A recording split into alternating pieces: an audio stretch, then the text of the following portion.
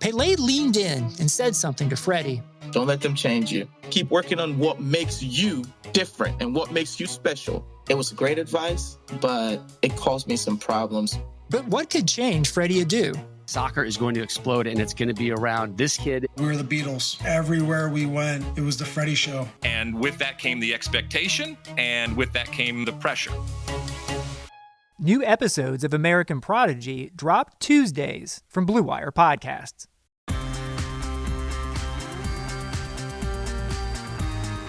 What is crack-a-lackin', Hardwood Knocks listeners? I am Dan Favale, coming at you this time without my co-host Adam Brommel.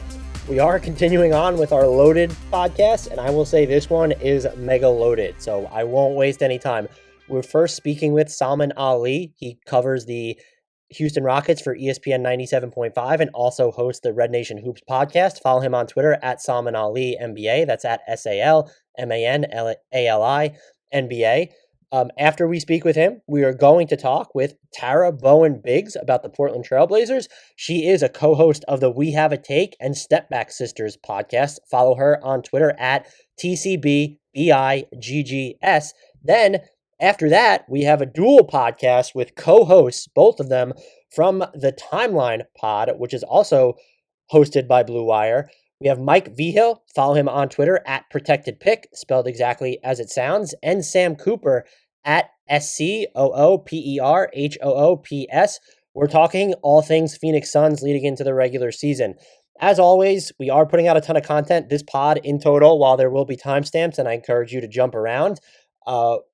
It's running over 4 hours long. That's all I could say. But we're getting to James Harden trades with Salman Ali. We're covering the Suns with Sam and Mike, and then we're talking all things Blazers with Tara. This is going to be a fun one. Please subscribe to us. Download all of our episodes. That's why we're putting out so much content wherever you're getting your podcast. It helps us. Whether or not you're using iTunes, though, please head over there, search Hardwood Knocks, throw us a 5-star rating, write a review, even if it's constructive criticism. We also appreciate that.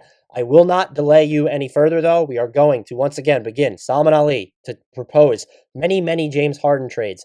Then it's on to Tara Bowen Biggs. We will talk all things Blazers. And after that, with Sam Cooper and Mike Vigil, we're talking everything and anything Phoenix Suns. Salman, welcome back to the Hardwood Knocks podcast. I think it's your third or fourth appearance here of the offseason, and I think I've been on your podcast 2 or 3 times. I don't know why. It's not like there's been anything to talk about with the Rockets, but how are you? Just this boring, box of vanilla ice cream team. Nothing ever happens. They're basically the Spurs. Just nothing fun ever happens there. Right. Yeah. They don't make trades. They don't go after free agents. They nothing. No drama happens within their organization. They're just boring. A very stable organization too. How are you doing tonight? Since we last spoke, which I think was less than 24 hours ago, as of this moment. I guess I'm doing all right. There's just a lot to keep your eyes on, right? With this team, whenever you cover a team like this, with just so many instability, we started. I mean, I guess we can talk about the prior podcast. We were talking about for the Rockets, who they would sign for the taxpayer MLE, right? That's the kind of stuff we were talking about. Or would they even use it? Yeah. Right, and they start the offseason. Mike D'Antoni goes down. Daryl Morey goes down. Russell Westbrook goes down. And now James Harden might go down. That's how far we've come this offseason. And look, James Harden did show up. So if you should listen to the Red Nation Hoops podcast. I plugged it in the intro that you all just heard. But go check it out. We just recorded one on the John Wall fit with Harden if he plays without Harden. Should they move him? So we broke that all down. We did talk about the James Harden situation a lot. As of that moment, though, and that's where we will pick this up, he had not reported to the Rockets. And then on Tuesday, he did report to the Rockets, got tested for COVID. So he's in Houston now. We have ascertained that he wasn't in Vegas, or at least I guess maybe he could have jet set again. Who knows at this point? But as of right now, we believe that James Harden is in Houston, still wants out of Houston, but he is in fact in Houston. That's where we're at, right, Simon? Yeah, he's in Houston. He's taken his first COVID test. To my knowledge, he's come back negative, but who God knows? I mean, he's been out in Las Vegas and Atlanta without a mask. So he needs, I believe he needs 3 negative COVID tests before he's able to be with the team, or 10 days away from the team. So I'm guessing the Rockets are hoping that he gets 3 negative tests back to back to back. He's probably going to miss the first preseason game against Chicago. So the Rockets are hoping to get him back for that second preseason game, and we'll see if he's engaged with the team at that point. Can you hear me? Oh, sorry, I was on mute. Can you hear me now? Yeah. Awesome. So it would be par for the course of this whole situation if he gets 2 negative tests back, then like a positive, and then he tests negative again, but then he like leaves the market to go hang out somewhere, and this whole thing just starts all over again. That would be par for the course of what's happened so far. I mean, like my question is like, why hasn't the league said anything? Like this guy was out in 2 different cities, and like I think the protocol was that everybody had to be in camp by the 28th, right? Their home city by November 28th, and they had to stay there for a week before they started training camp. Then they had to have individual workouts and stuff. And he's just skirting by all these rules. Like no one's even giving him a slap on the wrist at all. He's just getting a beating from the media. That's it. No one else has really cared. So the way I read it, and then if they had a specific date where like you had to be there and not just expected, but the way I read it was that while you were in your home market, you couldn't go to clubs or all these places. And so if Harden's loophole was, well, then I'm just going to go to Atlanta and Vegas because it's outside of the Houston market, and that's how he's like flying under the punishment radar. I don't know. Maybe the league doesn't want to intervene because it doesn't know what to do, because anything it does do is going to be like just add fuel to the fire and maybe make it's going to look very heavy-handed, right? Right. But if you want to listen to like the more nuanced breakdown of everything that's happening, go listen to that Red Nation Hoops podcast. We are just here because I came up, as I told you, with 14 James Harden trade packages across 12 teams, and we want to make this clear. Salman's going to shoot them down, say what maybe more needs to be added to them. But I personally, and Salman personally, we don't endorse these. These are just the ones that I came up with. I tried to find teams that I could talk myself into trading for James Harden and giving up like close to what Houston's asking price is. I'm not assuming that they're going to get lowballed and bite the metaphorical bullet on a James Harden trade. So that's how this was done. And I think the best place to start is actually in Philly, because it seems like the bar is going to be, can any teams give the Rockets an offer that would beat an offer down the line from Philly that includes Joel Embiid or Ben Simmons? To me, because that's why you would wait if you're Houston. I wouldn't want to drag this out. I said on your podcast, I thought my gut said he had played his last game for the Rockets. I think that's probably overwhelmingly going to be wrong now, unless this podcast, like our other 5 this past offseason, gets blown up momentarily. So if you're Houston, you wait to see if the Sixers are willing to give up one of those 2 stars, or if a team can come in and actually beat or at least rival what a package with Joel Embiid or Ben Simmons would be. Do you think that's like a fair line of thinking to approach this with? Right, and I think the Sixers want to see what they look like this season with just Ben Simmons, Joel Embiid in space. I think that's been Morey's whole talking point this entire offseason, and it makes sense, right? Like they were really good like 2 years ago when they had a normal functioning roster, and now they're they spent the past 2 years with like a very crammed paint. No shooting whatsoever except for JJ Redick a couple years ago. They haven't really had significant space for these guys to operate. And now they have a normal, like, good fitting roster. And I think they want to see what the ceiling is with this team. This is a very important, like, year 4 for Embiid and Simmons. Like, year 4, I think it's always a pivotal year when you're talking about, like, young superstar pairings. I remember year 4 for Bradley Beal and John Wall being pretty pivotal, and like we were like wondering whether or not that was going to be, or they thought about whether or not they should go forward with this core or break it up. And I think that's going to be something the Sixers talk about this season. Like what can the ceiling be for this Sixers team? Can they get to that high 50s win threshold where you're really talking about them as a title contender, or are they still going to be like high 40s, low 50s? And if that's the case, you have to probably move for you probably have to move forward and try to improve on that core, and by flipping one of these guys. And the other reason why you want to wait is while Harden is better than both of them, the separation is, like, I would say Ben Simmons is no worse than the 20th best player in the league right now. I'd probably have him in the top 15. And then Joel Embiid is probably somewhere like top 12. If you could count on him being healthy, maybe he's top 8. So, like, the difference between, like, Harden, yes, he's a top 3 player, and there's a huge difference still between that. But, like, you have these guys. They're both top 15, top 20 guys. Joel Embiid is only 26 with 3 guaranteed years left on his contract, no options. Ben Simmons, 24, 5 years left on his contract. I don't believe he is a player option. So Harden is 31, correct? I think he's 31. He's not 32, is he? Yeah, he's 31. Yeah. So he has 2 years and a player option left on his deal, and the expectation is he's going to opt out after that, or you're going to need to extend him. So there's a risk involved in getting him, even though he's the better player. But that also makes, like, let's say, so we're fast forwarding and saying it's not working, or it's not working as well as Philly would like. And so they're deciding they're going to trade for James Harden. If I'm Philly, so I'm going to start here, I would prefer to trade Joel Embiid. He's older. He might be the better player right now.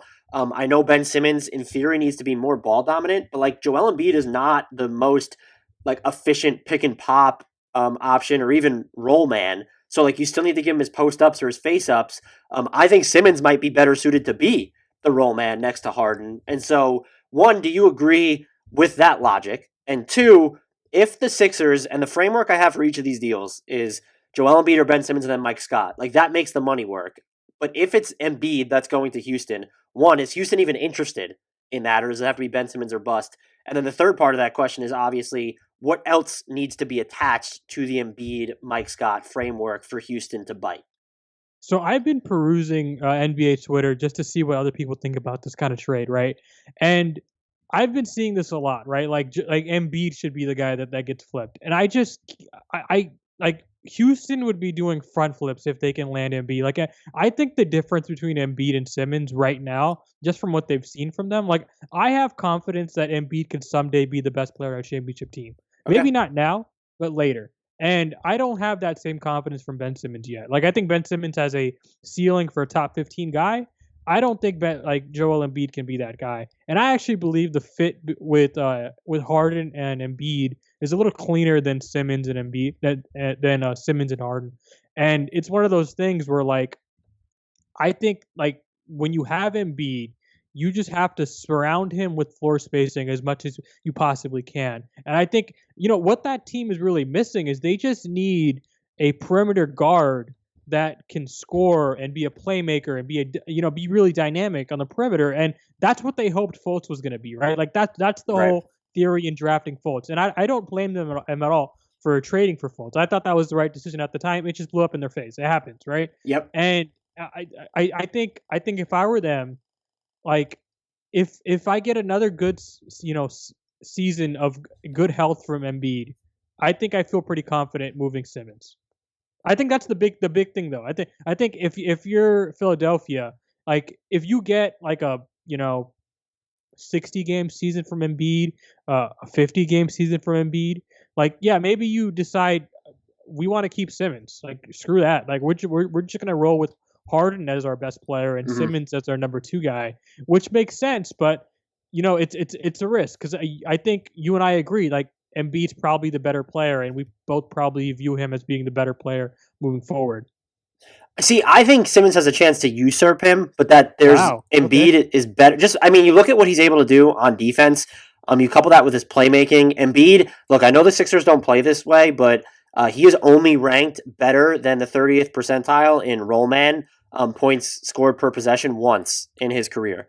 So I think there's like issues. They're not going to run pick and roll at all if they get Harden. I think it's going to be like straight up like ISO from both of those guys. It's going to be Harden isolating on the wing and post ups for Embiid. It's going to be a really ugly offense, but I think it can be really damn efficient because both of those guys are really efficient in those roles. See, and I'm trying to look at it as like if you were trying to build out like to do more stuff than just isolation. I like the idea of like having Ben Simmons. I feel like he long term could be the better role man, but I get what you're saying. Like Embiid averaged 1.1 points per post up possession, which is like actually pretty good offensively in general, not just for post ups.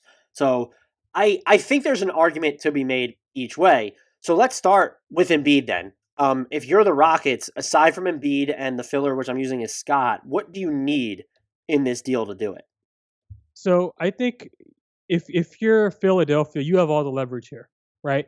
And so you use that leverage to be like, no, we're not trading you this Godfather offer of picks. We're going to give you like a protected first round pick in the next couple of years, not one like 4 or 5 years from now. And we're going to give you like a swap the following season. We're not going to give you, like 4 picks and 2 of those are swaps and they're like 4 years out. Like we're not doing that. We're not going to give you the Brooklyn offer. Sorry.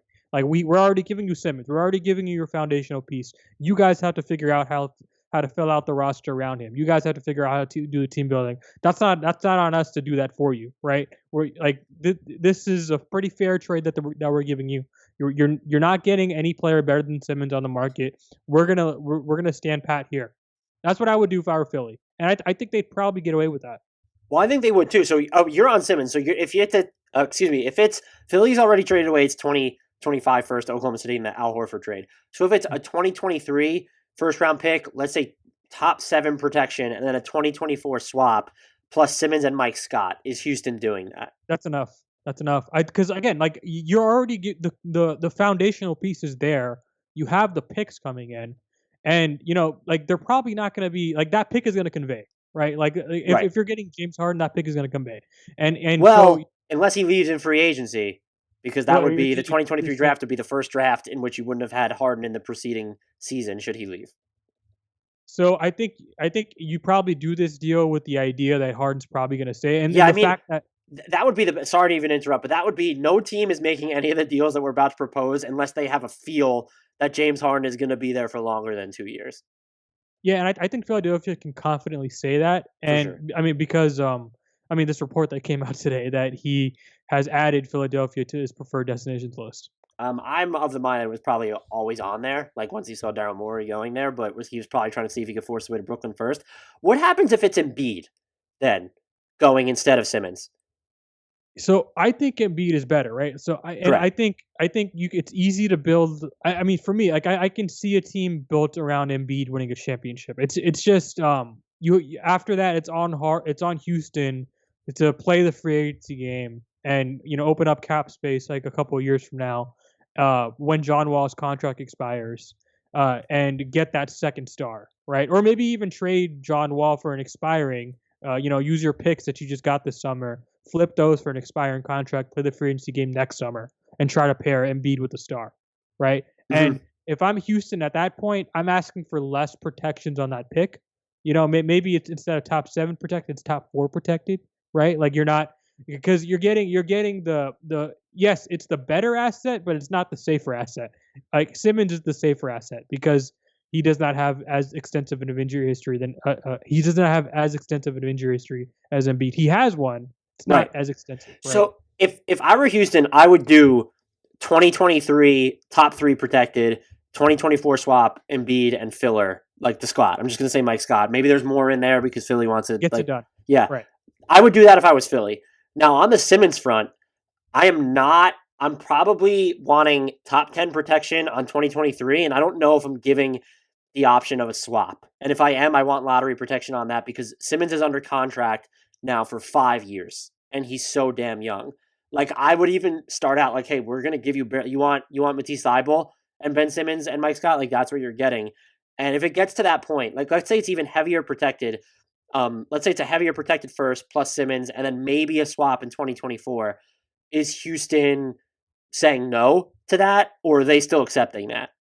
Sorry, can you repeat the swaps and the protections again? So I'm going to say, let's say top 10 protection in 2023, 2024 swap, Ben Simmons and Mike Scott. Like, if I'm Philly, that would be my top out offer. 2020 has already reshaped how we work, and it's almost over.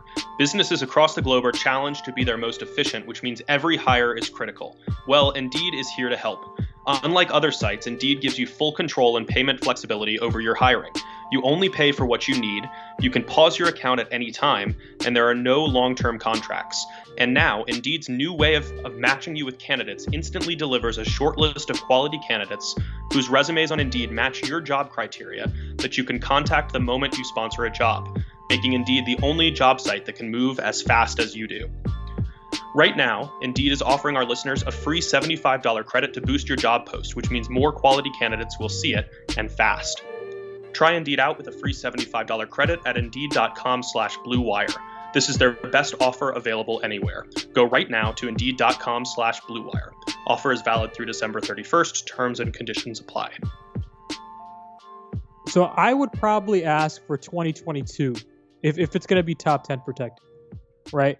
I don't want, if I'm Houston, you're settling with a protected pick, but you just do not want to play, you don't want it protected far out because then it's like you might not get the pick, right? So, and I wonder if the the language on that pick is like, oh, if it doesn't convey, it's gonna the next year will be 2024 and top lottery protected, and then the next year after that it's gonna be Yeah. 2 second round picks. Like I guess we can talk about that now. Like, do you think it goes farther than that? It can't because of their 2025 commitment to Oklahoma City. So like that would be the risk on Houston's part. So you would need you're saying 2022 unprotected and then a 2024 swap is what you would ask for in the Ben Simmons situation? Well, you asked for. I think you have to settle for protections. Whatever, because like you're not going to get a pick that's not protected on Houston's front. I don't think Philly does that. So personally, I mean, I guess you could be concerned about Embiid's injury history and what would Harden do alone. I would be willing to if it allowed the Sixers to keep their 2023 pick, and you could do if I could do Joel Embiid or even just Ben Simmons, then an unprotected 2022 pick for James Harden, and then again plus the salary to make it work, I would actually absolutely do that if I was Philly. And this is Embiid, right? Or Simmons. Like if you're telling me you're letting it convey you're in talking about Simmons. Okay. So I think because from Philly's standpoint, you're going to have James Harden through the 2021-2022 season. And so there's less of a risk of giving up that unprotected pick that year. So this trade, theoretically, are you proposing this with the knowledge we know now? Or like this is a season from now when you realize they're not good enough, right? Or that you need to change this core up? I'm viewing everything through this season's lens. Like whether it happens tomorrow and I guess if it's happening in the middle of the year, Philly's decided they're not good enough. Maybe that gives Houston a little extra leverage, but I don't know how much because like when you look at the contracts and age of these guys, I really do think it benefits Philly no matter what.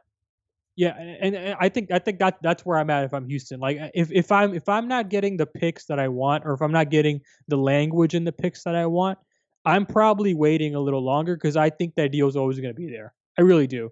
I mean, I guess this really depends on whether or not you believe that Simmons and Embiid is a good fitting core that can win a championship together.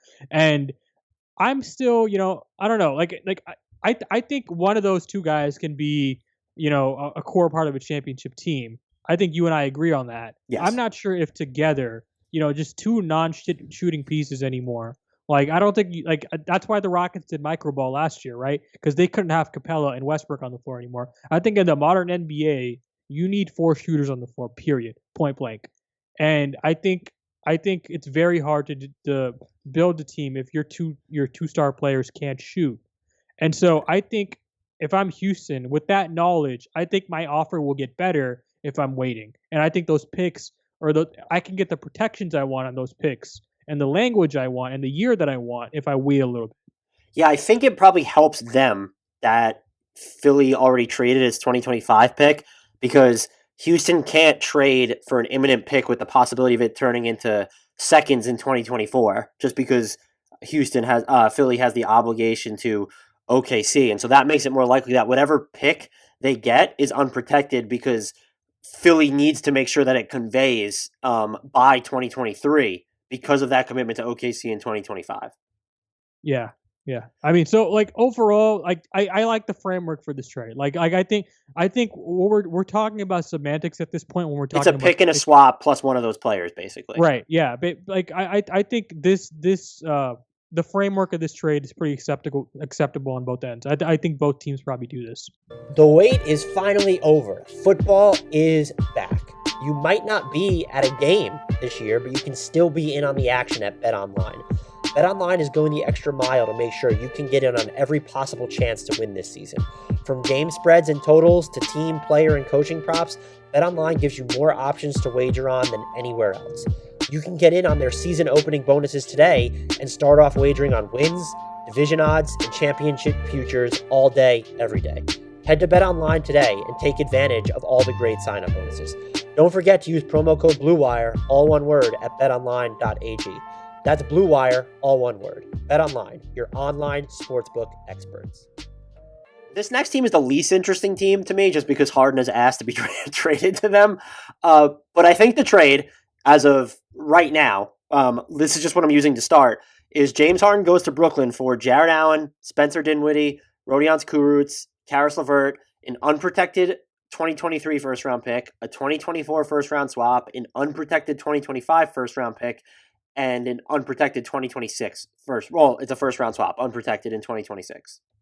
Yeah, so I'm glad you included these all unprotected because it was all like when people talked about this trade, right? And like they made it seem like their Houston was going to do this trade for Dinwiddie and LeVert, and that's not what this trade was about. It was always going to be about the picks, right? Like these guys aren't the fundamental pieces of a championship core. Like I mean, like they're not going to be like I don't know. It really depends on how you feel about Karis LeVert. I don't think he can be like one of the two best players on a championship team, right? Like I think he's a nice player. I like him a lot. He shot like 50% true shooting last year. Like he's nice. He's a good player. I don't think he's like, I don't think he's a building block piece. Yeah, I think so. There's some similarities with the way the Pelicans handled the Lakers stuff, where there'd be like one cornerstone option, which was Brandon Ingram to me, and then it would be Karis LeVert in this situation, but that's probably more of a stretch. And then you have some intriguing young guys like in Josh Hart and Lonzo Ball, but you're about to, and I think Lonzo Ball is more intriguing than Jared Allen, but these younger guys are all nearing paydays. And like Spencer Dinwiddie's older, but he's a player option for next season. And so what you're doing is you're betting on the predominantly, let's say, the one player here, which is Karis LeVert, because he's under contract for a while. And in Brandon Ingram's case, he was going to be restricted, yada, yada, yada. And then you're betting against the team's future that you're trading a superstar to. And that's what you're effectively doing here for Houston. I think it's Karis LeVert, and you want those picks. And what's intriguing to me about this framework, if I'm Houston, insofar as I'm willing to deal him, or I like Karis LeVert, who I think he's a really good passer, and the fact that he shoots so well on off-the-dribble threes, his true shooting percentage might be lower, but off-the-dribble threes are like V-shot right now to help build around an offense. His fit with John Wall, though, could be questionable, just like it's questionable with Kyrie and KD because he needs to play off the ball, but I think he's on a good contract and a good player, but he's at that weird age, 26, where he's like not young, but he's not old. But you're betting on those picks, and the first of which here conveys when technically Kevin Durant, Kyrie Irving, and James Harden all have their player options because they have those, if I'm not mistaken, they're all 2022. They're all 2022 player options. And so if, like, theoretically, if they lose one of them or two of them, or if Kevin Durant's a shell of himself, like, you're in a position where now you have this unprotected pick where perhaps Brooklyn has lost one or more of its big three. And yeah, so go ahead. No, so like what I was gonna say is I understood what you were doing when you started with 2023. I still think if I'm Houston, like, listen, you're not giving me any like foundational piece up front, like straight up. Like none of these three guys I view as foundational pieces. So I want those picks to even be farther out if I'm Houston. I asked for 2024 and beyond, or even if I doubt this. Like I doubt this will happen. Like even 2025 if you could get it. Right? Like I think you start. Like if you're Houston, you ask for those picks to be as far out as humanly possible as you can possibly make it go with Sean Marks, right? And I think that's because that's the offer. Like that's this whole trade is not centered around Spencer Dinwiddie. It's centered around these picks. So if I'm Houston, I'm trading you one of the 30 greatest players of all time, in his prime, a walking 50-win season in James Harden. I want like a good, healthy sum of picks back. So, all right, so let's play this game. If they start it in 2024 with a swap and they're willing to do a 2027 unprotected pick, and now you've lost that 2023 first, does that make the offer a lot more intriguing to you? Or is it still, hey, we'd rather just wait and see what happens with Philly? Yeah, so like if Philly's on the table, I'm taking that Philly offer anyway. Hey, let's just say like, that. Oh, go ahead. I'm sorry. No, I'm sorry. But like in like a vacuum, like what we're talking about is like, 4 picks, 2 of them being swaps, 2 of them being unprotected. Like in a vacuum, that's an acceptable offer if those picks are far out. I think, and surrounded by these 3 players. Like I think because I think these players are going to be, press seed into the sun. Like what I mean by that is they're going to be traded for first round picks as well. So these, like Spencer Dinwiddie, you could, by default call them a first round pick because Houston's going to trade him in the following trade deadline. Like straight up, like he is not going. The Rockets are not going to let his contract expire. The Rockets are going to trade Spencer Dinwiddie the following trade deadline if they do this deal, right? I mean, sorry. Oh no, I agree with you. I'm sorry. Keep going.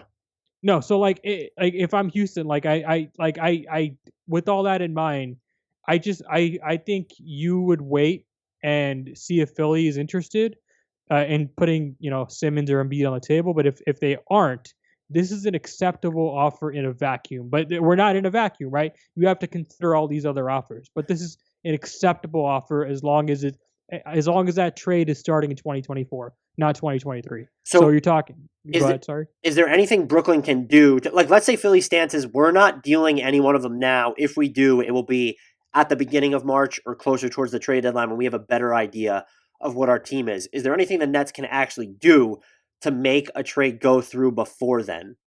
Probably not. So, like, I mean, even like- if they were just like, let's say the framework I have right now, 2023, it starts there, but they're also willing to include that 2027 pick. So now you've ended up with 5 firsts, Wow, yeah. 3 firsts, and 2 swaps. Are you doing that? Maybe. I mean, I don't know. Like that's pretty far out. So you're talking about a 2027 pick. I mean, they might be a legitimate like top 10 in the lottery team by that point. And you know, I have no idea how far out these front offices scout. I don't know how good that draft class is, but generally, if you're getting a top 10 pick back in a star trade, that's good. I don't know. Like I think I still wait on Philly just because like I know like Simmons is such a known quantity. Like you know what you pointed out earlier when we were talking about the Sixers and like him being still so young and still such a known quantity. Like I think that was a good point, and I think that's what makes him the most tantalizing trade piece. And I think I still would wait till March, and I also like on Houston's end, I want to see how this team looks, and I want to know if there's a 5% chance I can keep James Harden. That's right? a good. Like, That's that is part of the calculus. You are right. Yeah. So I think at that point, if you start the season off pretty well, like your leverage goes up. So I don't think there's anything Brooklyn can do to top the Sixers if the Sixers aren't throwing in, you know, anything other than just picks. Like I think at that point you're just waiting for Houston. Yeah, and there's nothing else the Nets can do beyond including that 2027 pick. Like that would be they include that. Like that's what you can do. And I think what you could do in Houston's part, I'd actually probably do it if I'm Houston, to be honest with you. Just to bank it, just because you know it's a good offer, you just want to bank it in. If they include 2023 and 2027, I do it in a heartbeat just because I think there's a chance this goes bust like in some form by 2023. Like I don't think you need to go that far out. So that's why I would do it. I do get the argument though, if you're Houston, you want to see if you can convince Harden to stay. And then if Phillies string you along, I think you could take the stance of, well, if this Brooklyn offer is here now, why won't it be there in March? Because what are the odds that they've outperformed expectations so much that they're not willing to make the deal? Yeah, and you're talking about, by the way, you're talking about controlling any of these deals, controlling a team's draft like for 4 or 5 years.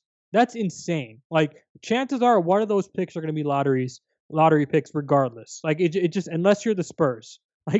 Like one of those picks are going to be lottery picks, and like I think that's what makes this offer so tempting is because like you're guaranteed at least one lottery pick in any of those picks, probably 2025 and 2026. Because I think KD's still going to be pretty good in 2023 if they can retain him. But I mean that's a pretty good starting point, and but that's all it is if I'm Houston. That's a starting point, and I think this offer has probably already been pitched without picks so far out. Like I think that they've already pitched Dinwiddie and LeVert. I'm sure. Like I'm sure those guys have already been pitched along with one pick.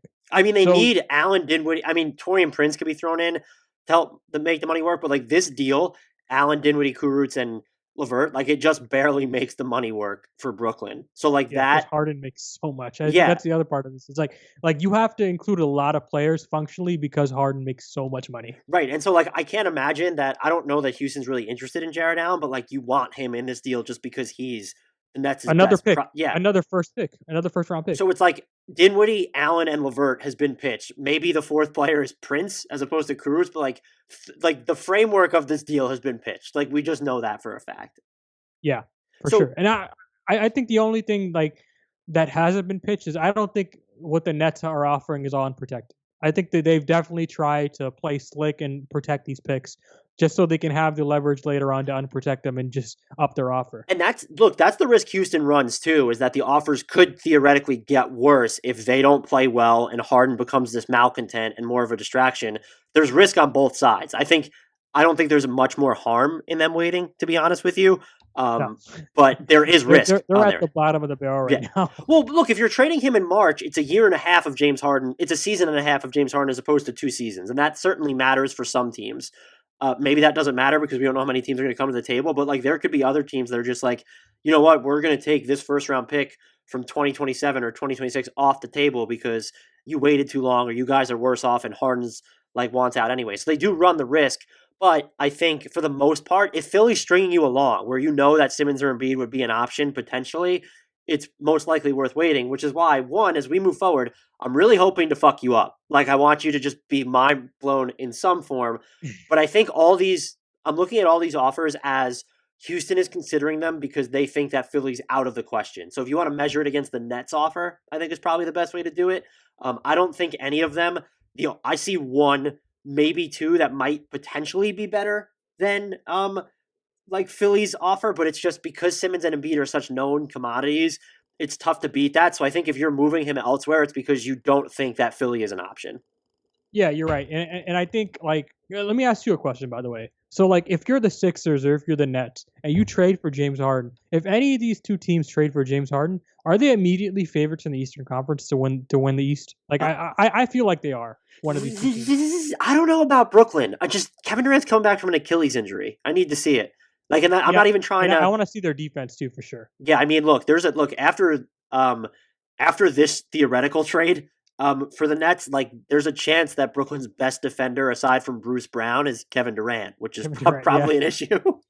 Yeah, well, yeah, I guess you can have DeAndre Jordan, Defensive Player of the Year, Doc Rivers, DeAndre Jordan, be a rim good enough to there. start over Jared Allen, apparently too. For yeah, no reason yeah. in particular. Yeah, right. What a decision! What a decision by the Nets. They basically parted ways with Kenny Atkinson because of that. I guess that's wild. Yeah, I think there's definitely other stuff. Like it feels like that was just the defining point where it's like he was starting Jared Allen and then DeAndre Jordan's in the starting lineup the first game after Kenny Atkinson leaves. That's not a coincidence. Yeah, and fundamentally, the reason we're talking about a James Harden trade right now is because the Stars have so much power in the league. This is also another example of that, right? Like they can just fire coaches now. Like that's just a thing they can do. Like no, we want Steve Nash instead. we don't want Kenny Atkinson making his own personnel decisions. That's just a wild place we're at in the NBA. Yeah, and I think people champion player empowerment, which for the most part is fine, but player empowerment really applies to maybe 15 players in the league. Like, that's the thing. Like, when it comes to contract lengths, like, yeah, Marcus Morris can sign a 1-year deal if he wants to for a balloon payment like he did last season, but... like probably more like 7, and KD is definitely one of those 7. Yeah, I mean, well, clearly. So just looking at and Kyrie, they apparently consider one of those 7. That's why I said 10, because I don't think he's one of the 7 best players. And maybe when paired with Durant, it's different, obviously. Right. So are you ready to journey off the beaten path here? Let's do it. The next team up is Boston. And I think I start out by saying, like, they're not getting Jason Tatum because I think the whole point you do this if you're Boston is to pair him with Jason Tatum. It's like why Brooklyn probably doesn't dangle Kyrie Irving in talks for James Harden. Right. No, I agree. The offer would be Jaylen Brown, Marcus Smart, Carson Edwards and or Grant Williams, a 2024 first-round pick, a 2025 first-round swap, a 2026 first-round pick, unprotected, and a 2027 first-round swap, unprotected. Yeah, so like if this whole Boston thing works the way they want it to, the only good pick here could be probably 2027. And like I think the Brooklyn offer tops this, unless they're throwing in Jaylen Brown, which I'm not sure if you have that in this document. Like if they throw in Jaylen Brown, you're in the conversation. Like, yeah, that's what it's Jaylen Brown, Smart, Edwards, or Grant Williams, and then 4 picks, the 2 unprotected in 24 and 26, and then 2 swaps, 25 and 27. And I think the reason this is one of those situations where I'm sure teams would haggle over protections on maybe the swap in 2027, but because Tatum's so young and Boston projects to still be so good by then, you can probably get them to maybe it's only like top 3 protection, or maybe it's just I have it as unprotected here. And so, yeah, if you're throwing in Brown, you might even be able to cut off a first round pick here. It might just be 3.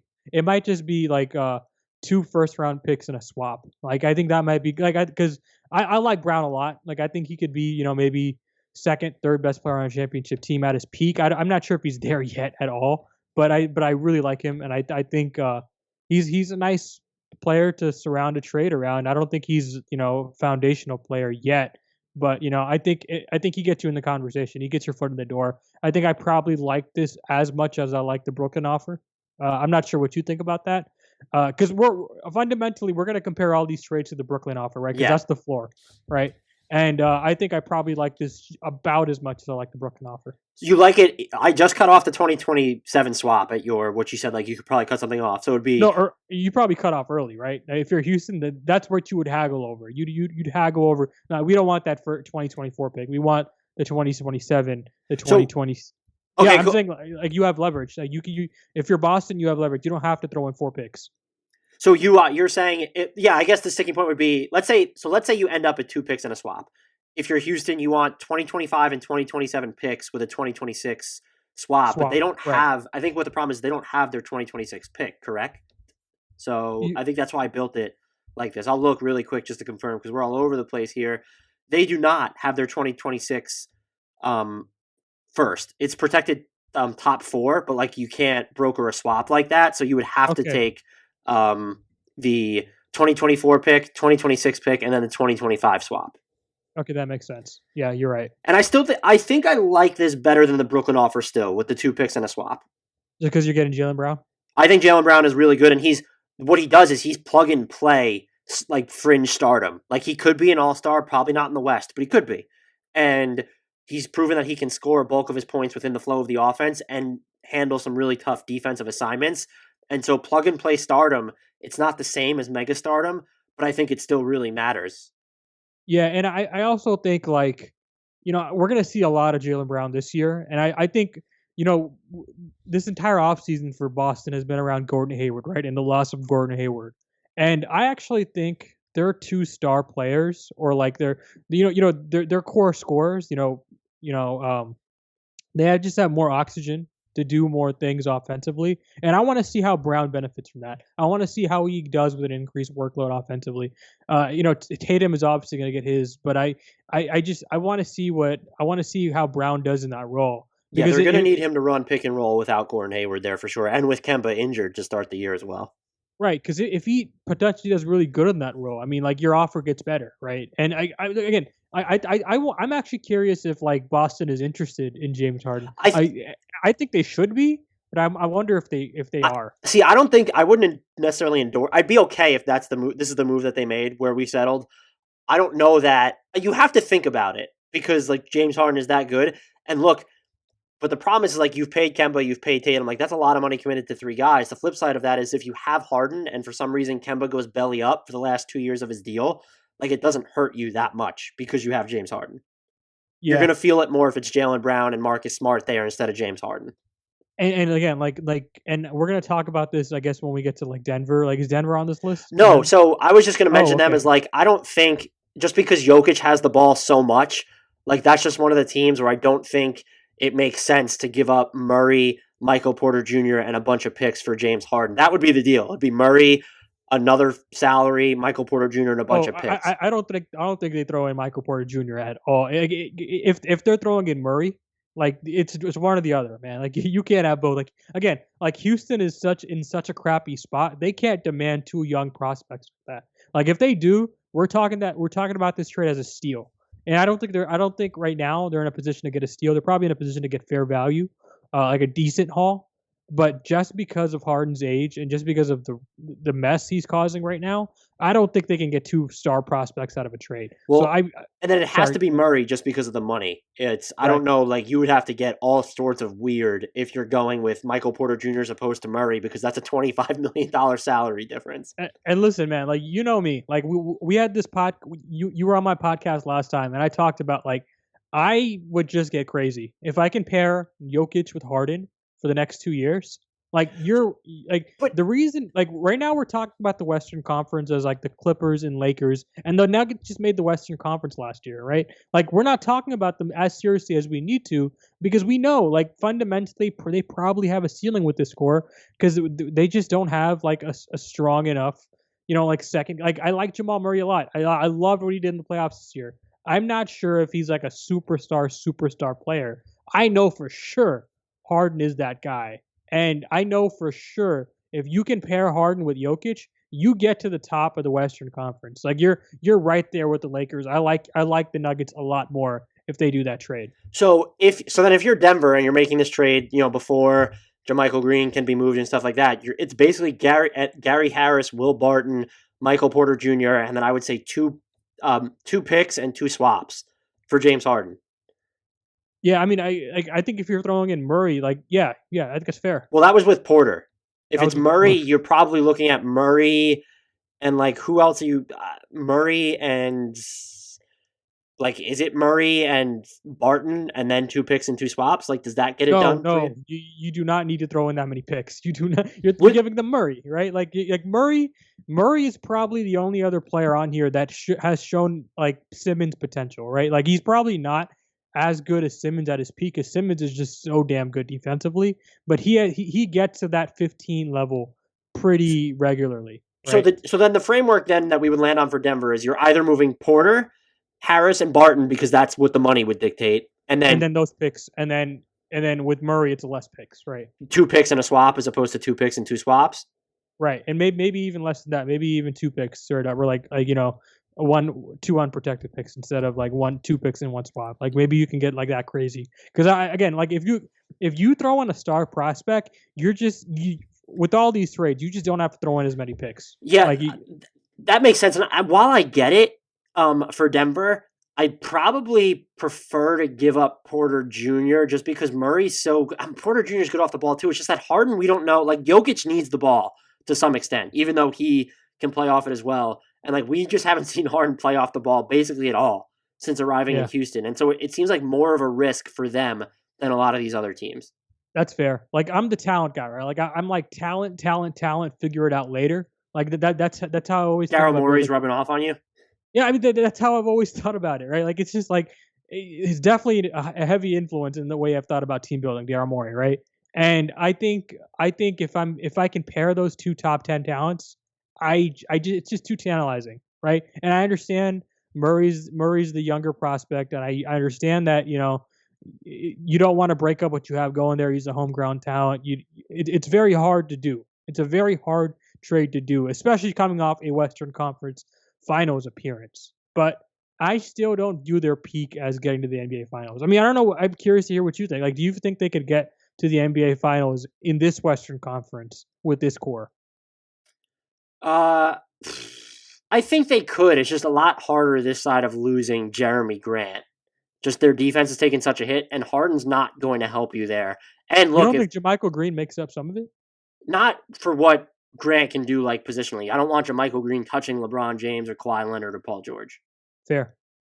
And look, the other thing with them is like if for some reason you are doing the Michael Porter Jr. trade, like you're obliterating your wing depth because Barton and Harris are basically your only other wings, and you need them essentially to make the money work.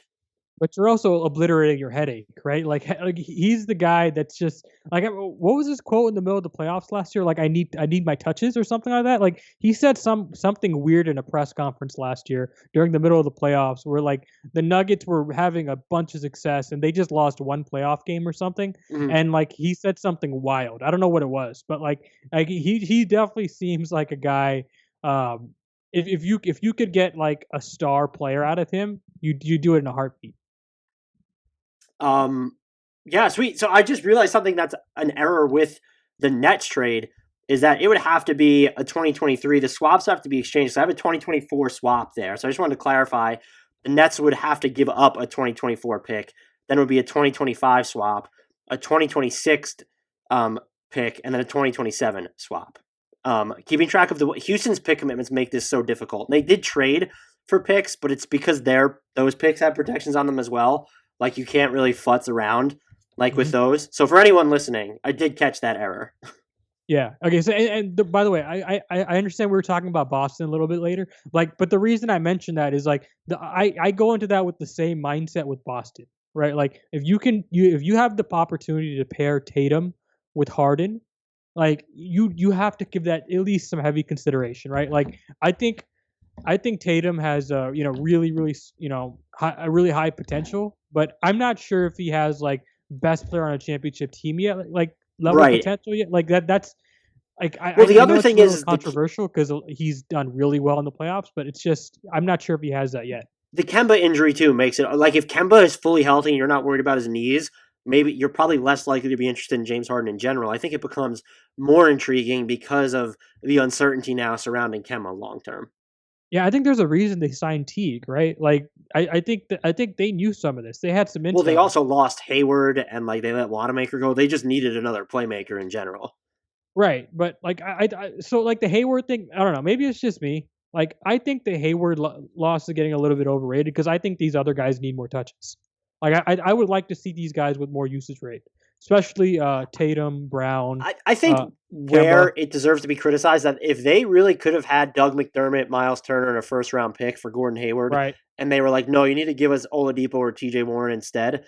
That's just wild. Hey, but I would have taken Turner. They got this bloated trade exception out of this. So what? It really depends. Yeah, on, but they're hard capped, so they can't even really use it to the full extent.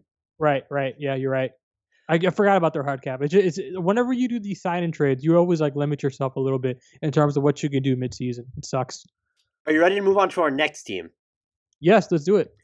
It's the Warriors, and the deal would be Andrew Wiggins, Wiseman, Kevon Looney, Eric Paschall, the Minnesota pick in 2021, and then 2 additional first-round picks, unprotected, and 2 additional swaps that I think you would have to stretch out until 2026. So the question I have for you is how good is Minnesota going to be next year? They're not going to be good. I probably have them as one of the 3 to 4 worst Western Conference teams right now.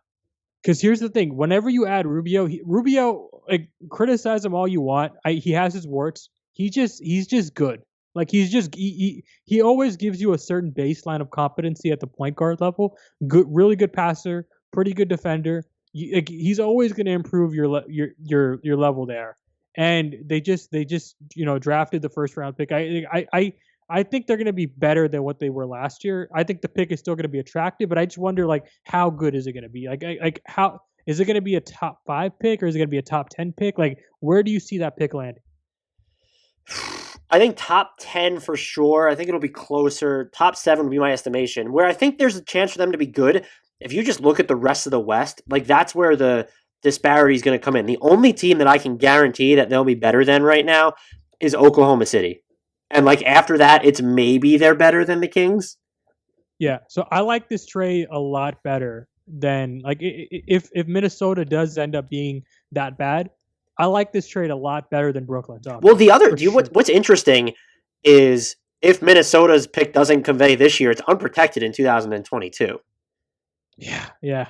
But you got to figure that they've got to be a playoff team by then, right? Like, because then at that point you're talking about like the pressure is on to retain Towns, right? It is, but like, what are you doing at that point? Because you have no money to spend, and like, yeah, okay, you've landed a top 3 prospect from last year's draft, but is he making such an impact that he's bringing you to the playoffs? I guess you have to flip him for a star, is what you're saying by that point. Then, yeah, you do. I mean, you have to keep Towns. Like Towns is that good. Like you have to keep. I don't know what your opinion is on Towns. I'm super high on him. I understand they've been a losing team with him as their foundational player. I still think he can be like the second best player on a championship team, maybe even first. Like what he can do as an offensive player, as a big man in this league, is just insanely versatile. And I like to keep him. I'm doing everything I can to possible because it's very hard to find a prospect like that, even as a number 1 pick in the draft. So, the pressure is on at that point. But yeah, I mean, if you're talking 2022, if it doesn't convey, and what you're really betting on, if you're Houston, is like they're still going to be bad at that point. Which I don't know. I mean, like I would think that they're probably not, but I mean, who knows? They were that bad this year, right? So we'll see. But in general, I do like this trade better than the Nets package for Houston. So you even with Wiggins involved. You're getting, I think, it's Wiseman and 3 firsts and 2 swaps. Yeah, because that Minnesota pick could end up being really good. And it's a really good draft too. Which, like these other trades, like that we mentioned, have not talked about the 2021 draft, which is the double draft, right? Or like it's a really good prospect heavy draft. Well, right? Yeah, because these other teams, if you're acquiring James Harden, like unless you have another team's 2021 pick, like you're not. It's just not going to work out. Like it's just the 2021 pick. You're like, yeah, you could get it, but it's not going to have a ton of value to Houston. Right. Yeah. And like I think this one could. So I like it's one of those things where it's like You're doing this trade fundamentally for Wiseman and that 2021 pick. And I like that. I like that version of assets better than what Brooklyn can offer, unless like you're talking about extending those Brooklyn picks like even further than what we're talking about, which I don't think is going to happen. But I like this trade probably better than the Brooklyn pick, the Brooklyn trade. So I think that's pretty acceptable. I would be absolutely here for having Harden, Draymond Green, and Steph on the same team, and then also throwing in whatever is left of Klay Thompson after next season as well. That would just be a fun team to watch to me. Yeah. What you like? So do you think you like? So I'm guessing at that point, Klay plays the 3, right? Draymond plays the 4. Who plays center at that point? I guess you find someone on the margin and you worry about that. Yeah, that later, could right? be like centers are easy to approximate in general. So like maybe someone comes to sign with you. Maybe Smiley Geach pans out. Who knows? He won't. He's terrible. Yeah. This next trade, it's with the Clippers, and so Paul George is involved. This is happening under the guise that Paul George is going to stay in Houston. But it would be Paul George, Patrick Beverley, Lou Williams, Fiondu Cabangeli, and then they don't have any first to give up. So they have 3 Detroit seconds, 2024, 2025, 2026. Could actually be fairly high-value seconds, but you are getting what would be a present superstar. But you're also, in addition to trading James Harden, you're getting off of Eric Gordon's money as well. So you do this trade if you want to flip Paul George again if you're Houston, I think. Oh, really? It's not like, hey, we can win with Beverly, Wall, George, and Lou Will. No? Okay. Let's be real. Like, can you really build a championship team as Paul George as your best player? Probably not. And like when you're trading for him with this kind of when you're trading Harden for him, you're basically talking about like because he's at that point in his career. Like, what is Paul George? 29, 30? Paul George is, I think he's 28. Paul George is 20. Oh, he's 30. Excuse me, I was way off.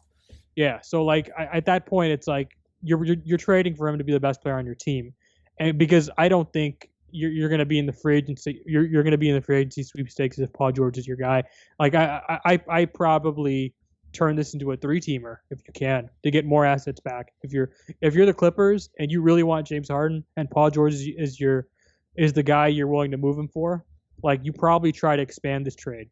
And I don't know if you're ready to expand this trade. Like I don't know if you have another doc out with like 3-team trades, but like that's what you probably do if you're the Clippers because what the Rockets have said publicly, they want future assets. Well, or they want a young asset. Do you know I don't think this trade gives them that. Do you know what you could do is expand it to include the Warriors who get Paul George instead of Harden, and they're giving up Wiggins still has to be part of that deal.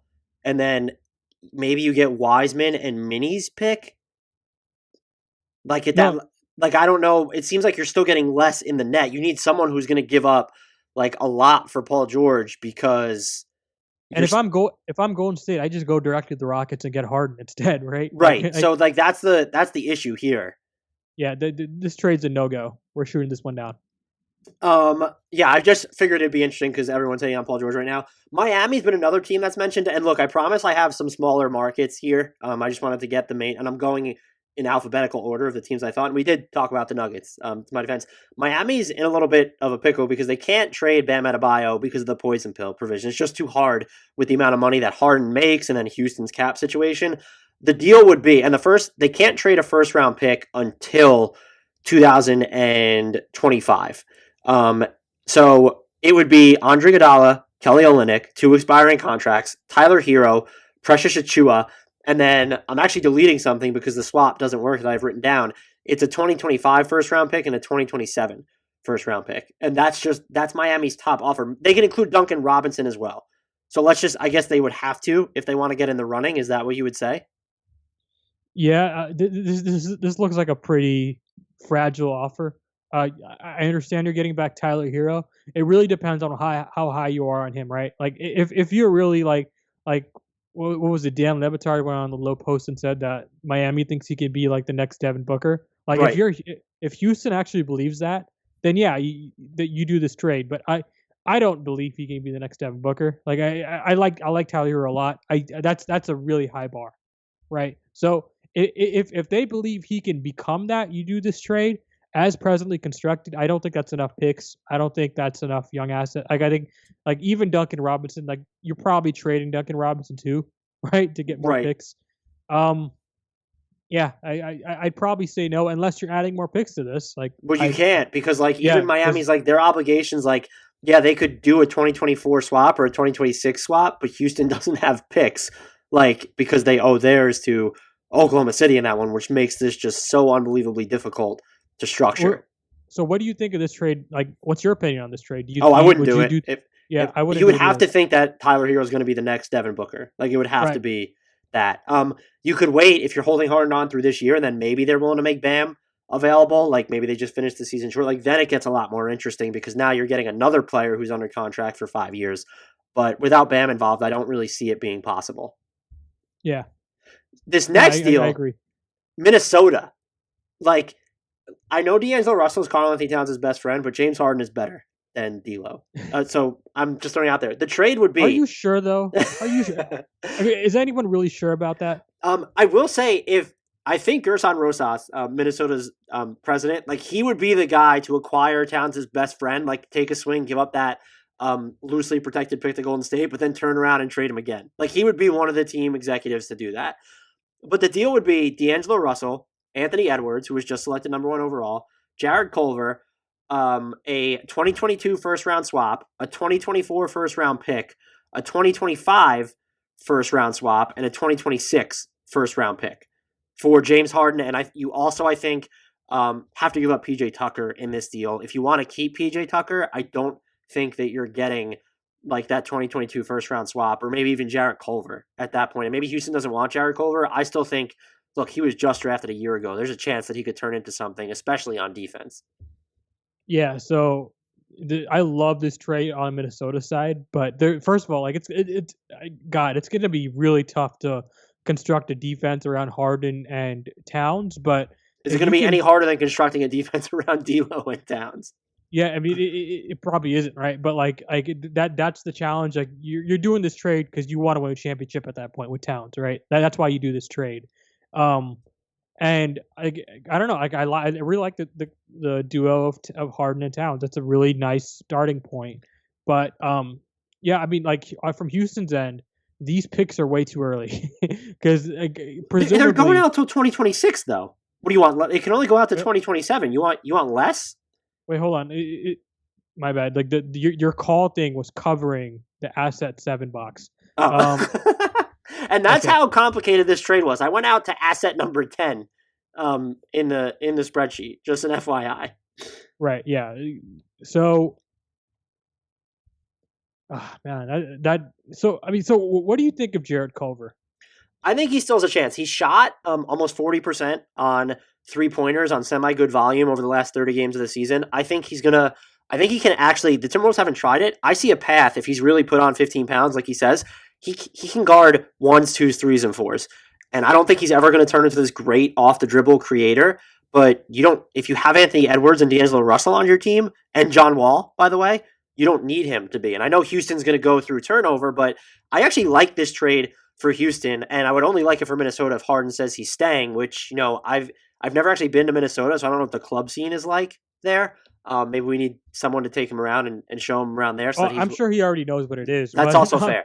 Yeah, but, I mean, I don't know. It really, yeah, you're right. It really does depend if James Harden wants to stay because you are at that point. You're going if you're Minnesota, you are going for a championship because you don't trade for James Harden and put him next to Karl Towns if you're not going for a championship. And at that point, you have to acquire every 3D when you can to make up for what this is. What this core isn't defensively, you have to go get Robert Covington again, right? You have to go get every 3-and-D wing you possibly can to surround this core. It can work. It can be really good. I guess you have to ask yourself whether that core can be better than the Lakers or the Clippers or the Nuggets. I think they're probably as good as the Nuggets, right? I think that core could probably be as good as the Nuggets. I'm not sure if they're better than the Clippers or Lakers. See, yeah, and look, I do think it comes close to meeting Houston's current criteria where it's D'Angelo Russell's probably at his peak a fringe all-star, but he's also young. So, and he fits, by the way, he fits beside John Wall. If you're going to keep that, I'm not saying they're trying to contend, but John Wall and D'Angelo Russell, theoretically do make sense together. Yeah, I think at that point, if you're acquiring Russell, you're probably trading him too. Because again, if you're not getting back a star prospect, you're going after picks with every asset you get back. Yeah, those players you get back are going to get flipped again in trade deadline situations. Well, what's the point of wanting a young potential star because you want to trade them again? Like they don't want to keep them? I mean, I guess do you view D'Angelo Russell as a young potential star? I don't. I guess that's fair. Yeah, like I like Russell. Like, don't get me wrong, he's a good player. I don't think he's a building block piece. I'm assuming like under Rafael Stone, there's going to be a similar mentality to what it was under Daryl Morey, where like they're trying to acquire building block pieces point blank, and they're trying to be a championship team again at some point again. So I don't think Russell gets you very far. The flip side of this still is though you're getting Anthony Edwards, Culver, another 2 picks and another 2 swaps. Yeah, but what I'm saying is like you're doing this trade for those assets and you're flipping Russell. Yeah, I don't know who would be interested in Russell necessarily, but I do think he would be movable. So yeah, I don't know what value you get for him, but you could suss out a third team that might want him. Yeah, this pick is for Anthony Edwards, Jared Culver, and those picks and swaps. It's not for D'Angelo Russell, I don't think. But next, go ahead. It's probably on par with the Brooklyn trade, I think. Yeah, I would say it's like right there because D'Angelo Russell and Karis LeVert, I would probably be higher on Karis LeVert longer term, but it's like not. It's still pretty close. Yeah, Karis LeVert's contract is a little bit more attractive, but not much. I mean, I would say a lot more attractive. What is it? Yeah, go ahead. I'm sorry. I think he's 3 years and under $60 million. Is his contract. So it is a lot more attractive. I don't know why I thought it was more, but 3 years and 52.5 for Karis LeVert as opposed to like 3 years and 90 something for D'Lo. Fair enough. Yeah, I like the Brooklyn trade a little bit better, but this is not bad. But again, like I think Houston probably does a deal with those 2 teams first. The primary. What should we name those 2 teams? Like I guess it's like the East Coast teams. I think they do a trade to the East Coast before they do a trade to the Timberwolves. Like I don't think the Timberwolves are necessarily hell bent on trying to win a championship right now, right at this moment. That's also fair enough. My next team, so there are 2 different versions of this trade. I'm trying to go by the Rockets' criteria if they want a young star. I wouldn't do this trade if I were the Pelicans, but this is the trade I have.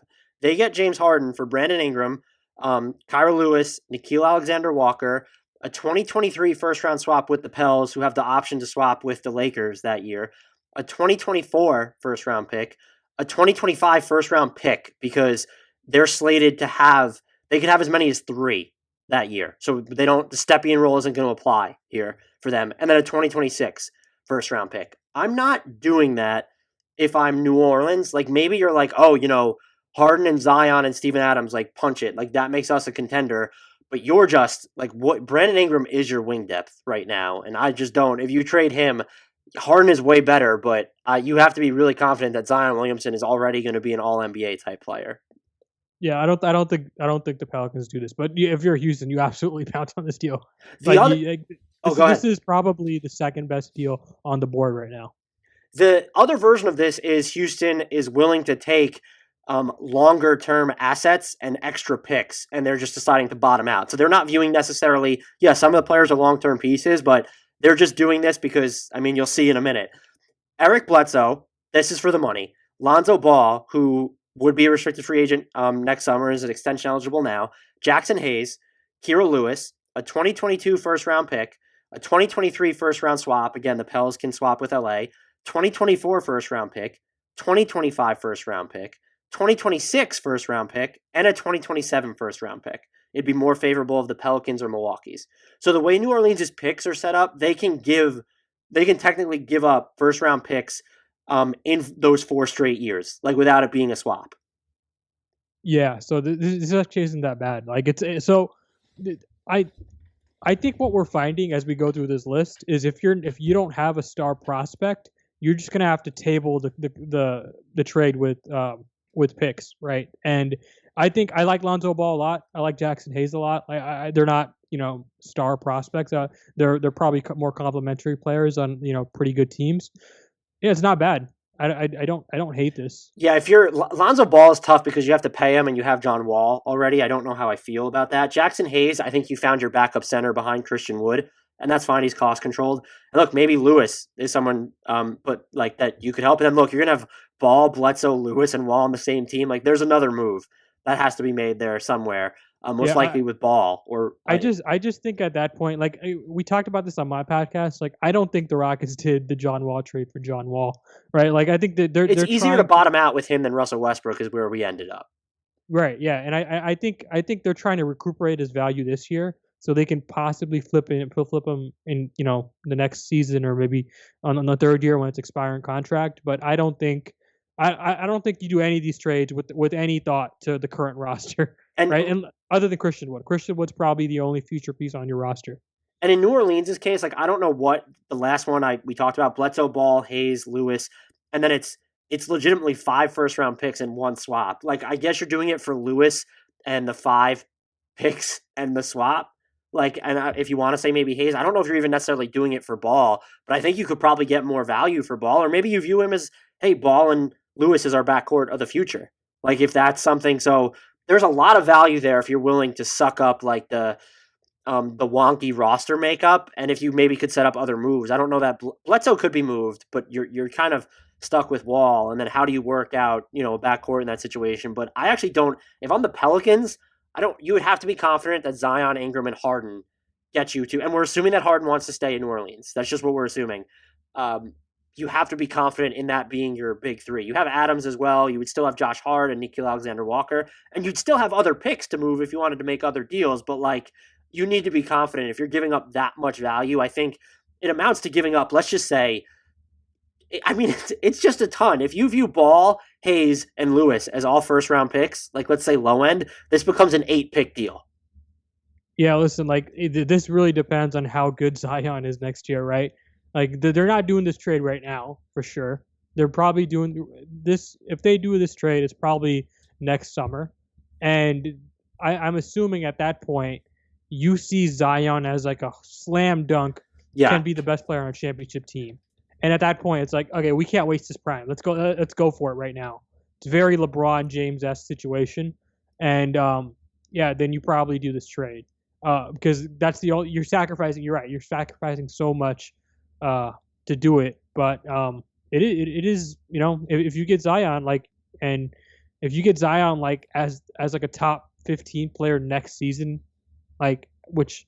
I don't know how much you view that on the table, but if that is on the table, then possibly you do this trade. You'd sniff around. Yeah, I don't know if it's on the table next year. I would say at least a year from now. But look, you do have Adams, and it's like Adams and Zion and like Josh Hart, like you do, and JJ Redick is still there. Like that team could still be really good. Like Harden, like we said, is gonna help punch your ticket to close to 50 wins.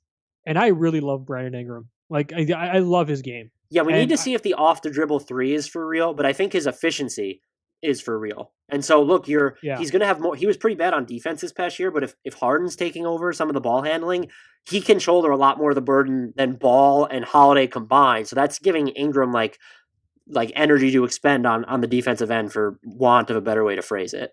That's a really balanced offensive attack, I think. And the Ingram deal, if the Pelicans were trading him, it would have to wait, just in case anyone was wondering, until his trade, until he's eligible to be traded, since he signed that new deal. The next, I don't think they do that trade. The Ingram trade's a no-go for New Orleans. I think the second trade is more likely for sure. And I think that's an attractive package for like taking out Brandon Ingram and replacing him with, like, you essentially took out Brandon Ingram and Nickeil Alexander-Walker and replaced him with Bledsoe, Ball, and Hayes. And you were still able to make the deal like semi-attractive because of the extra picks that were included. You're doing the process at that point, I think, if you're Houston. Yeah, I mean, you have a pick out to 20, like an actual pick out to 2027 that you're getting. That opens up all kinds of options. My next team is the Knicks, and so you're not getting a star in this deal. It's just not happening. I did it, so what you are getting, you're giving up James Harden, but you're also giving up Eric Gordon's money in this one as well. And you're taking back Julius Randle, who only has a partial guarantee, I believe, for $4 million in not this season, but the following season, the last year of his deal. So you're saving a ton of money there, since Gordon has 2 guaranteed years after this one left on his deal before that final non-guaranteed year. And so that's why Randall's in there. It helps make the money work. New York does have cap space to spare, by the way. I think it's like $20 million or something. So that's why this deal the money is lopsided because it works, but it's Randall, Barrett, Toppin, Robinson, Knox, a 2021 first round pick, unprotected, 2022 first round swap, 2023 first round pick, 2024 first round pick, 2025 first round swap. And the reason the picks are back to back is because the Knicks have Dallas's pick in 2023. So they can, if they're going to keep, as long as they have one first round pick on the books, they can trade both 2023 and 2024 and do it that way. I'm curious as to what you think about this package, knowing again that the Rockets are getting out from under Gordon's money as well. I have a headache. Like Leon Rose, if you're listening to this podcast, which I'm not sure if you are, but if you are, do not do this trade. Please. And the other thing is, you've talked a lot about how Houston wants the distant first round picks. I think they want imminent picks from the Knicks in this scenario, because what's left with James Harden in New York after this deal? Like, I know James Harden is really good, but like New York could still feasibly be a high lottery team next season. And so that's why, like, we could push the picks out if that's what you want to do. Like, there's a way to structure it. I'm talking about from New York's angle. Do not do this trade if you're New York. That's what I'm talking about, Leon Rose. Please do not do this trade. And like, unless they really feel confident that they can land someone in free agency with the leftover cap space, I'm not even sure. Like, what does their books look like next year if they do this trade? So you would essentially have Harden and who else would be guaranteed? Harden would be and Gordon, right? Harden, Emmanuel Quickly, Eric Gordon would be your only guaranteed contracts on the books. But the problem is like Harden, so you don't have space. You don't like Harden and Gordon just make too much money to have. You would still have space because together they make about 60. So like there's a path to it. It's just really hard because you have to trade pretty much everyone. I don't know. I don't. To be fair, they wouldn't need to trade anyone really, because the only other player on the books would be guaranteed money would be Jacob Evans at this point. So like you think that they probably want to keep Emmanuel Quickly, but make such a small money, so they could have cap space, but like it's bare bones after this. I'll say this: you do this trade if it's like Harden talks to someone in free agency next year, and they plan to go to New York as a pair, right? Like, okay, let's us both go to New York, and like Harden asked the Rockets for a trade, and that free agent goes to New York as a free agent, and then it makes sense. Then New York do this trade, right? Well, let's not set this in stone though. So if you're looking at the package the Knicks are giving up, if Houston's doing this deal, if you think it's attractive enough for them to do, what can be taken out of it and Houston would still do it, like to make it more reasonable for the Knicks? Because we're not trying to just fleece the Knicks here. This was just my starting point, because it's tough to value their young players, because I don't look at Barrett, Toppin, or Robinson as like future stars. I don't have no idea what Obi Toppin's going to be. By the way, let me just be very clear. The way I value young players is like I look at their first year in the NBA. I do not watch college basketball, right? So I look at what they are that first year in the NBA. Obi Toppin hasn't played yet, so I don't know what he can be. Yeah, like Barrett can be something. I don't know. Like, so like I like this trade for Houston if they're doing it right now, because there's no assurance that New York gets a second star next summer. If you're doing it next summer, that means New York's doing this with the assurance that they're getting somebody else, right? Like if we saw this trade pop up in the middle of at the start of free agency next year, like something's up. And and you would have to pick up Mitchell Robinson's team option to make it happen at that point. Who knows if Kevin Knox would even be like, at least now he's still a little bit of a mystery box, but after 2 years, even though he's been bad. So if I would do it now, I'm not sure if I would do it later. This is one of those rare trades that aren't Brooklyn or Philly that I would do now. So so let's say the Knicks took out the 2025 first round swap right now. Are you still doing it? Probably not. So they can't take anything out of this deal. Yeah, because they just don't have unless I mean you probably know more about Obi Toppin than me. Like is he like a star prospect? No, he can really shoot the three ball, and he's going to do, I think, some damage on the glass as well. But I think he's going to be a terrible defender long term. Right. Like you can't take away any of these prospects if you're doing this trade. Well, so go with me on this. Could you take away Mitchell Robinson, knowing that you have to pay him after this year, and you already paid Christian Wood? Yeah, but they could I'm not sure if they would want to let him walk because at that point they're in asset accumulation mode. But they're also in this trade. They're also dumping Eric Gordon, right? Correct. So that's kind of the swap you're making. You're trading whatever Robinson's contract is going to be next year for as compared to what Eric Gordon's contract is going to be this year. So you're saying take out Robinson or take it like? Are you willing to give any of the assets that are here? That's not. I don't like. I think Barrett, Randall, and Knox have to be included as the tangible assets. Are you willing to give any of the remaining pieces back in this deal and still doing the trade? Like Houston obviously wouldn't be like, oh, you're giving us too much. But you and I trying to figure this out to where, okay, we're not trying to absolutely screw the Knicks, and maybe I still wouldn't recommend they do this, but can anything be taken out on their end for Houston to still say, you know what, we'll do this deal. We're getting off Gordon's money, and we're still getting, at minimum, even if you take out the swap, like you're still getting 3 picks and a swap. If you're taking out Mitchell Robinson, you're still getting 3 picks and 2 swaps. That's what makes it so attractive, right? So, like, if Eric Gordon comes out and has like a really good season next year, then his contract isn't viewed as like a dumpable contract, like something that you have to get rid of, right? But if he goes out and has like a season similar to last year, which I assume like if Houston's doing this deal next summer, that means Eric Gordon probably had a bad year. Then this trade is still attractive next year. I guess maybe at that point you can probably take out a swap if you're taking away one of these contracts. Yeah, I agree. Okay. So we'll delete that 2025 swap, and it's Randall, Barrett, Toppin, Robinson, Knox, a 2021 first, a 2022 swap, and then 2 firsts in 2023 and 2024. Yeah, it's just like it's a huge gamble if you're Houston, right? I don't like it for either team. Like, it's weird. If the Knicks had someone else in place already, maybe I'd feel a little bit better about it for them.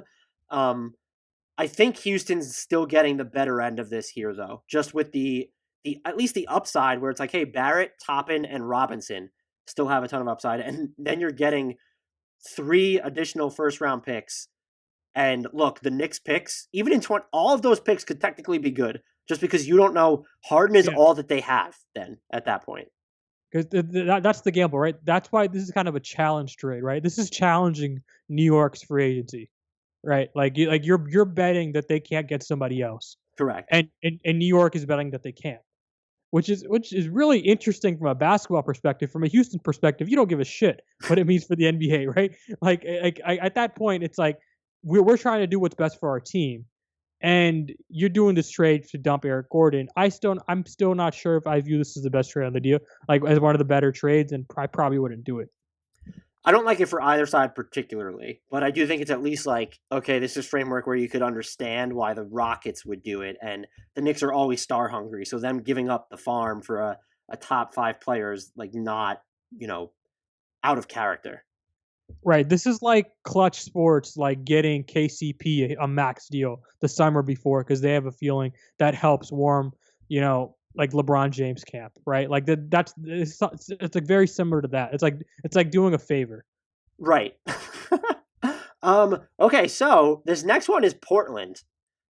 I have CJ McCollum, Zach Collins, Anthony Simons, Gary Trent Jr., and then 2 picks and 2 swaps. It's a 2023 and 2025 swap, and then 2024 and 2026 picks.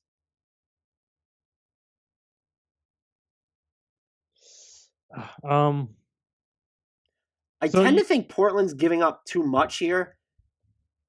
Yeah, I mean, like that's why I'm thinking about it, because it's like, see, you're putting Dame and Harden on the same team though, and I like that from like an offensive perspective. I think those two can actually work pretty well offensively. Defensively, it's going to be really tough. I don't know. I'd probably defensively now though, because they have Nurkic, they have Derrick Jones Jr., they have Robert Covington, right? Like they could feasibly make that work. I'm just wondering like what probably needs to be taken off like for them, because like if you took Gary Trent Jr. out of this, are you still doing it if you're Houston?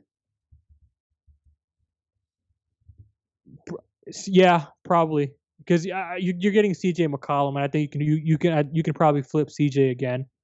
Even with this contract, I think you can probably flip CJ again. With his contract might be a benefit because he's playing so well, and I think his game will age well. Like having him under contract for the next 4 years. Like that's my question is, do the Blazers do this, right? Because like I'm not sure. Like I have so many questions about that defense, but offensively it works.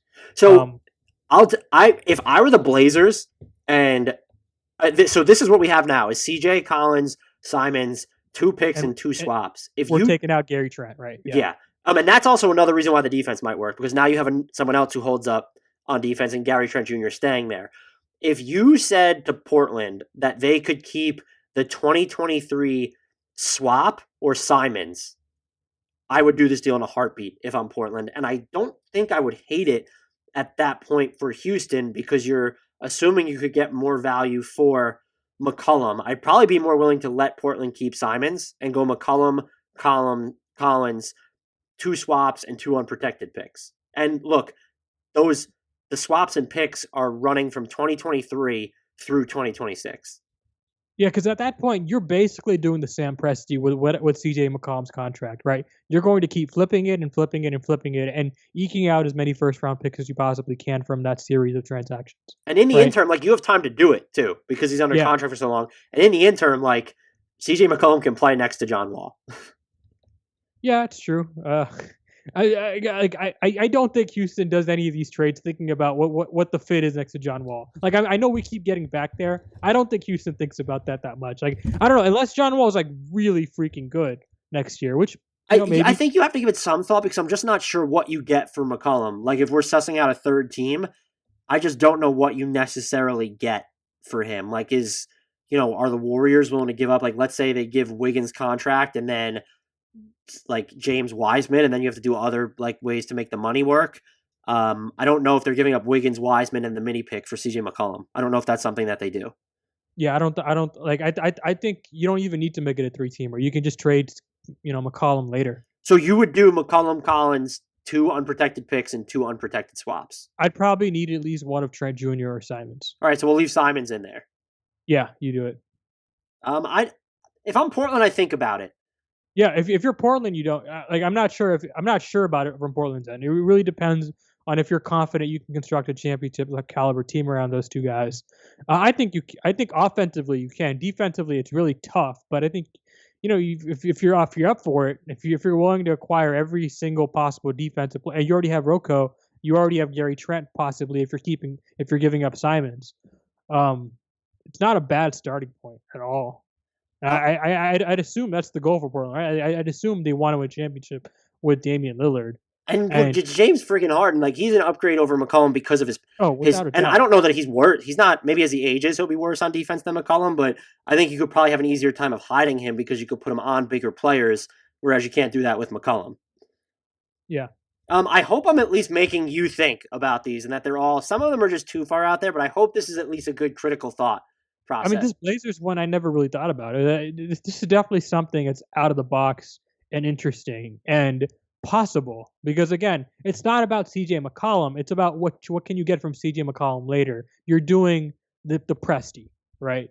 Right. I really think what Sam Presti did this offseason laid out the framework for what other GMs might do in the future with that kind of a contract. If you just keep flipping contract after contract and getting first round picks, as long as you don't get a bad contract back in that series of transactions, you can just keep going and doing it to its logical conclusion, which is really fascinating. I wonder if other teams try doing that. That'll be interesting to monitor. It is a copycat league. I have 2 more teams for you, if you can believe it or not. So the Spurs, this would be such an anti-Spurs move, not just making a trade in general, but making a trade for, I feel like Harden isn't really, he could definitely work on the Spurs, but I feel like he's not a Spurs player. Maybe just the way he carries himself. I'm not even trying to insult him. It just feels like Greg. Did you view LaMarcus Aldridge as a Spurs player like a couple of years ago? I mean, I don't know what is a Spurs player at this point, right? I feel like they're low profile, and James Harden is just the opposite. Right, possibly, yeah. So this would be the anti-Spurs move, but I actually don't hate this deal for Houston. It's the Spurs would trade DeMar, who's expiring, and you could view him as like what you want. If for some reason Houston's trying to remain competitive this year, or they think they could flip him for a worse contract because he's making $27 million, and if a team wants to get off some other money, maybe they're willing to get an asset back. Like I think that's what you view out of DeMar DeRozan is, hey, he's coming off the books, and we can either use him to like take back money that's attached to assets, or we just let him come off the books, because I don't think he's still good, but I don't think he's like all of a sudden pushing you to the playoffs. So it would be DeRozan, DeJounte Murray, Derek White, Lonnie Walker, Keldon Johnson, a 2023 swap, a 2024 first-round pick, a 2025 swap, and a 2026 first-round pick. I don't think either team does this trade. The Spurs just aren't going to do it. You wouldn't, if you're Houston, you wouldn't do it?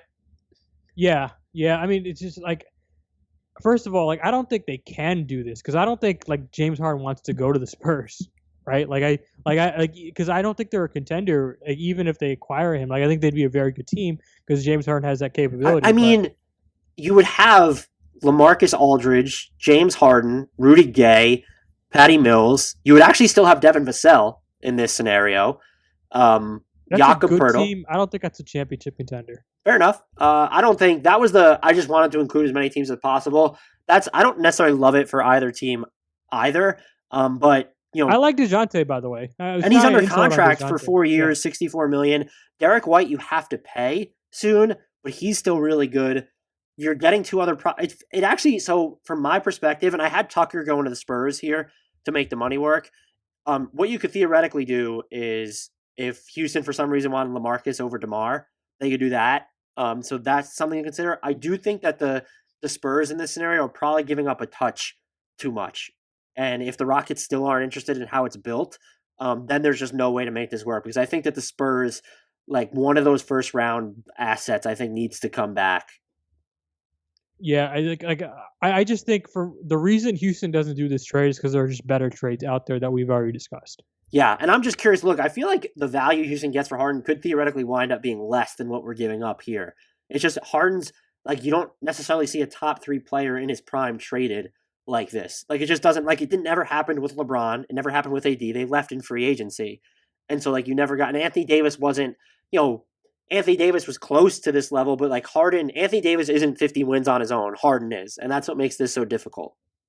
Yeah. And it's like, he's historically great. I've been telling Rockets fans this for like the past 3 years. Like, yeah, he has his warts, right? But appreciate what you're watching. Like, just understand how good he is in the context of NBA history. Like, just like from an offensive perspective, one of the greatest players of all time. And as a total package, probably one of the 30 greatest players of all time, right? Like, I just think he's so good. He's 31 years old, 2 years remaining on his deal. And you can't trade that guy for a bag of chips. You just can't. No. If they hold on to him too long, like this stretches out into next season and where he's viewed as an expiring contract, like that's going to be a fundamental failure on their Ramona part. Shelburne said it like perfect on the jump. Like, if you mess this up, it's a franchise crippling trade because you don't have the opportunity to load up on assets like this every day, right? Even teams that are trying to rebuild, they don't get that head start like this, right? Because normally teams that are trying to rebuild are coming off a window in which their stars are aging. Harden is not aging enough to where like you can still get plenty of value back, and I think you can't mess that up. Otherwise, you're just gonna kick yourself in the foot about it forever. Like think about the Spurs, right? Like they did not squeeze as much value as they possibly could for No, that was Kawhi. One of the worst trades ever. I think just at the caliber of player Kawhi is, and what they could crippled them. It crippled them. Yeah, they were going to be dealing with the fallout from that. They're still dealing with the fallout. I don't know how long it lasts. They're lucky that they have some promising players in place, but it's like DeMar and Jakob Poeltl and Keldon Johnson for Kawhi. It's not it. They gave up Danny Green. Yeah, that's the other thing. It would have been harder to make the deal work because of the money, but like then something else needs to, like if you're getting to that point where Danny Green is a literal throw-in, you've done something wrong. Come on, RC. Come on. Like you got to step it up here. They pandered too much to Popovich's timeline. I think that's what it was. Like they wanted to remain in playoff contention, and that was a mistake. You can't, if you don't have another top 5 player, like it's a Warrior situation where, okay, they knew Kevin Durant was leaving essentially. They had these other stars in place. You didn't have anyone of the caliber of Steph still there after Kawhi left. You didn't even have anyone of the caliber of like peak Draymond at that point. I like LaMarcus Aldridge, but peak Draymond was better. You could even say peak Clay is better than LaMarcus Aldridge. It's close, but you definitely didn't have anyone of Steph's caliber. So that's just they were building a team for 1992, and it was just a horrible decision all around. Like Kawhi had a ton of leverage, and he was making it really ugly with the stuff he was doing with his uncle. But it's just you have to hold out for a better deal than that. I'm sorry. Like the Spurs, I realize they're a really no BS culture, and they may not have the stomach to have a cantankerous superstar around the locker room, but you have to hold out for a little bit better than that. Like I'm sorry. It's just. I think they limited themselves because that, as you said, they were looking for win now trades, and they should not have done that. No, and if they wanted to do it despite the Lakers, like that was another failure on their part as well. This is the last team, and it would have to be done midseason when Fred VanVleet's trade restriction is lifted, and so it's going to be the Raptors. It is Harden for Fred VanVleet, Norman Powell, OG Anunoby, who I just want to point out is ridiculously good. He might be the best on-ball wing defender in the NBA right now, aside from like an engaged Kawhi Leonard. I'm just saying it's possible. And then a 2023 first, 2023 first round swap, a 2024 first round pick, 2025 swap, and a 2026 first round pick. So again, the 2 picks and 2 swaps setups. I like how you're having to edit this on the fly because you found that one mistake. No, it's hang up, Toronto. Like, do not do this trade. Well, actually, I don't know. Look, James Harden, Kyle Lowry, Pascal Siakam, Matt Thomas is still there. It's such a massive haul, man. Like that's like if Houston gets this package back, we are praising them for the next 2 weeks. So you're looking at it as they would Fred VanVleet's young enough. So could you remove the 2025 swap or the 2023 swap and still get this done? Yes, absolutely. You're giving up Anunoby, Powell, and these picks. Like it's a no-brainer. Could you remove one of the actual first-round picks? So are you protecting these picks? Because I think you have to. If you're 2026, they probably haggle over protections. You just deleted 2026, I believe, unless I'm mistaken. No, I didn't touch the. Oh, I don't know what happened there then. So. I know. Oh, you're saying did I rhetorically delete the pick? Well, all right. So the baseline package here is Powell, VanVleet, and OG in part because you need to make the money work, and OG has to be included anyway. So Powell's going with VanVleet and OG. What are the picks that you do this trade if you can heavily protect these first round picks? That's what I would say for Toronto. 2024 has to be unprotected, and then 2026. Okay. Let's say top 7. Yeah. All right. Yeah. So let's say top 7 on that, and then do both of the swaps need to be there in 2023 and 2025? Yeah. I don't know if they both have to be there. I think you can get rid of the 2023 swap. Let's do it. You could probably that's probably enough. Again, you have to know that Harden is staying. Like this can't be we're going to play it out for 2 years in a Kawhi situation. You've won your title. Like you can't handcuff your franchise this much because you have Pascal Siakam, who's really good now. But James Harden and Pascal Siakam and Kyle Lowry's aging, but you bring him back on a cheaper deal after next year, he works with Lowry James Harden. And Harden's such a great fit. Yeah, it's and look, you still have Malachi Flynn. People like that draft pick. Terrence Davis seems like he might be a terrible human being, so I'm just not going to consider him. Matt Thomas though is good. I really like Chris Boucher. You have Aaron Baines. I think that team is a contender immediately. And while you've taken yourself out of the Giannis sweepstakes, you still have the potential to do other stuff. Like your books are still they're not clean, but your guaranteed contracts after this season, if you make this trade, are Baines, I think, stretched into there, or did he only get a 1-year deal? He's a player. Oh no, he's a team option. So your guaranteed contracts after doing this are Siakam, and that's Malachi Flynn and James Harden. So, I'm going to give you your props. I think we legitimately found a real third wildcard team here in Toronto. I really do. I like this trade a lot for both teams. I will say you have 75 million committed to Siakam and Harden, and then Malachi Flynn. So your books are basically clean, plus your first round pick. So $80 million of your payroll is gone to 4 players, and then you're going to keep. There's other ones you're going to keep. Like, they should be keeping based off how he's playing Matt Thomas. So you're not going to have like real cap space. So you're out of the Giannis You'll have sweepstakes. your exceptions though, right? And you'll still actually you would still have the non-taxpayer Cap mid-level space, exception. right? Like you could be like, hey, we'll keep Baines, we'll keep Boucher, and you would still have your non-taxpayer mid-level. And you can get someone really solid to surround that core with. Yeah, I love this trade. Like from both ends, because I don't think Houston's getting robbed here either. They're getting Fred VanVleet, OG Anunoby, Norman Powell, and these picks. They're protected picks, but you're getting good assets. Yeah, 2024 unprotected. We'll say the swap in 2025 is unprotected as well. Like maybe you give yourself top 1 protection there, like just to safeguard it. Besides the kind of dude that just goes for it. Like we know that now.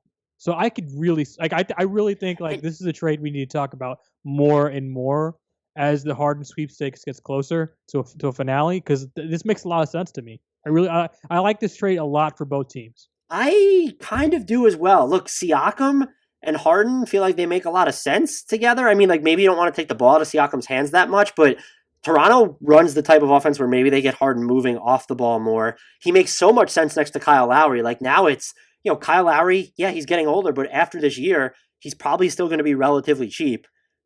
It just, I think I wasn't as high on it before you talked me into it. So it's funny that I wrote down the trade and you're the one that's selling me on it.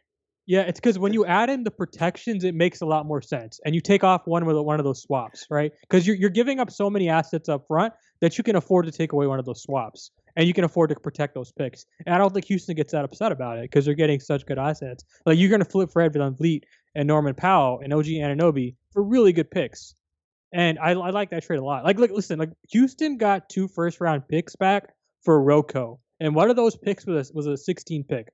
So, like, they can legitimately get good picks back for Anunoby. And if you are Toronto, like I know VanVleet is really good, but there's a chance that he's he's either market level paid or a slight overpay. I don't think any players who get their money are technically overpaid. I will never criticize the players for getting their money. It would be from a team standpoint that they made the wrong call. You've safeguarded yourself against disaster, I would say, in every scenario except 2024. Like if you're just for some reason really bad and that pick is unprotected. But that's it. Like I guess losing OG is a huge opportunity cost, but are you willing to give up if you have Harden for 2 years and you had to give up OG for it and he ends up on like an expensive contract with Houston? I don't think that that's a terrible opportunity cost, even though it stings. And since we're putting top 1 protection on the 2025 swap, you've safeguarded and the top 7 protection on 2026 pick, you are inoculated against true disaster. Like it could still end up stinging you. What if you send like a top 10 pick to Houston in 2026? You don't want to do that, but there's no like real asset catastrophe here if you aren't able to keep Harden, which again, if I'm Toronto, I don't make this deal without intel that Harden is planning on, like this can't be a Kawhi situation to me. Like you have your title already. If he's going to just leave in 2 years, then you don't do this. And I don't think Houston has to bottom out necessarily. I think they can do what the Thunder did last year. They can probably make the playoffs with like John Wall, Fred VanVleet, Norman Powell, OG who makes sense Christian together, by Wood. the way. I know we said we weren't going to talk about the Wall, whoever fit, but VanVleet and Wall make sense together. Yeah, and like this core in general, it's like you want to give it one run just for fun. Like just give your fan base a year of fun before you bottom out, right?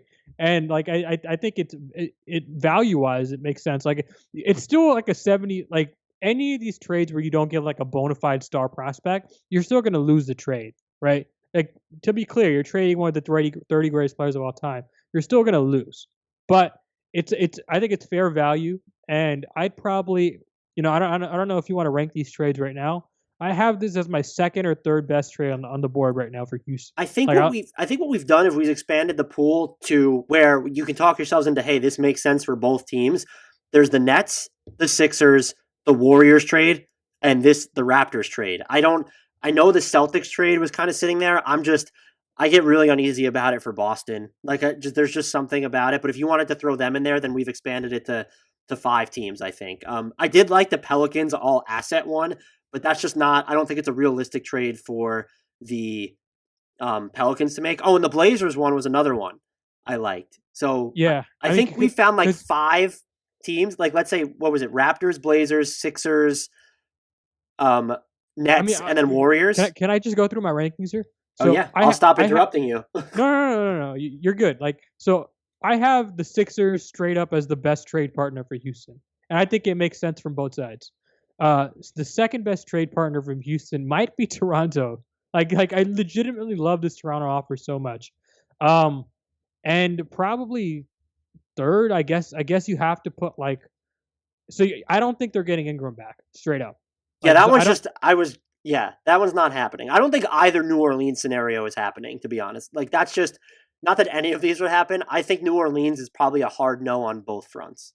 So at that point, I probably like the Warriors, and then after that, I put the Nets. So those are the four teams that I can realistically see trading for Harden. The Celtics, I agree with you. I don't think they do it, but I think if I were them, I would entertain it because I love the idea of pairing Harden with Tatum. I think we have four legitimate teams here. I even think the Blazers won. I don't know how you felt about that one, but CJ, Collins, Simons, 2 picks and 2 swaps. Yeah. It's the problem you get with that trade is I think I like these other trades for Houston better. No, I like them better, but I think I would loop it in. It makes sense. Yeah. And the 2 top ones, though, are both the Philly scenarios. I think it's Embiid and Simmons, and so that's 1 and 2. And I agree with you. Raptors would be 3. I'd have Warriors 4. I think I'd probably have Nets 5, Blazers 6, just because the Nets picks are stretching to 2027 as a swap. Yeah. So I think what we're finding with the Nets is it's such a poo-poo platter. Again, the only reason we're talking about them, we would not be talking about them if James Harden didn't ask to be traded to them. Even before, we weren't talking about the Nets as a superstar trade away. Because they didn't have superstar assets. We were talking about Karis LeVert for another good role player, right? Right. I mean, I would even argue that the Nets might be better off using Dinwiddie and something to get Aaron Gordon from Orlando. Might make more sense for them than, because I don't know that this trade makes that much sense for Houston. It's a poo-poo platter, but they could turn Dinwiddie, Allen, and LeVert into more picks. It's just more legwork on their end. But for Brooklyn, it's I don't know. I guess Harden raises your ceiling, but the defense is so questionable. I think I'd rather keep LeVert and my picks and try and get an Aaron Gordon type of player. Or maybe if you really want another shot creator, Zach LaVine has to come substantially cheaper than Harden. Although I think there's a chance that LeVert, the difference between LeVert, Oladipo, or Zach LaVine, unless Oladipo returns to 2017 Oladipo, I just think it's not appreciable enough. So if I'm Brooklyn, I'd be more interested in a smaller swing than going after Harden, but that's just me. Yeah, the hilarious version of this Nets trade is if they throw in Kyrie, right? Because that makes a lot more sense for them team-wise.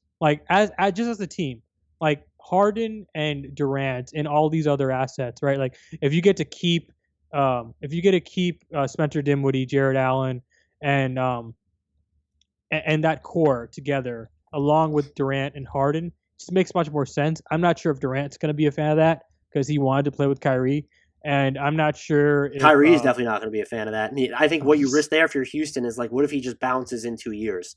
Well, I'm not sure if I'm not even talking about it for Houston. I'm talking about strictly from the Nets end. If personalities weren't didn't play a part in this at all, I'd be more interested in that other package, right? For sure. I'd be more interested in flipping Kyrie than these other players. For Houston, though, it's what happens there is it's basically Kyrie, and you're not getting LeVert or Dinwiddie. Yeah, they're probably willing to give up Allen, but how many picks are they giving up along with Kyrie? I don't think they're giving up that many picks. Really? You don't think so? They're not giving up the 4 picks, the 2 firsts and 2 swaps that we put in. There's no way that happens. Yeah, probably. I think the reason you put these swaps in is because these assets aren't that good. But I think you throw in Kyrie in a situation where you really want Harden, and the Sixers are putting in one of their top guys. Well, yeah. Right? Look, let's even just say Kyrie's open. Maybe he wants to kind of run the show by himself or be the best player on his team again, even though Wall's still kind of sitting there. I just don't. What do you accept if you're Houston? Because it becomes an Embiid Simmons situation where you're getting back someone who's so good already. I don't know how much their team is going to attach to him to get James Harden back. I'm just curious what you think. It would be Kyrie and what for James Harden? It'd have to be picks. But how many is my point?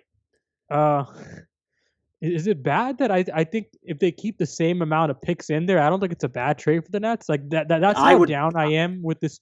That's how negative I am on this. I mean, it comes down to whether they win a championship or not. If it's bad, but I would say if you're giving up Pete Kyrie's a top 15 player and then 4 first-round picks, I would call that a questionable trade.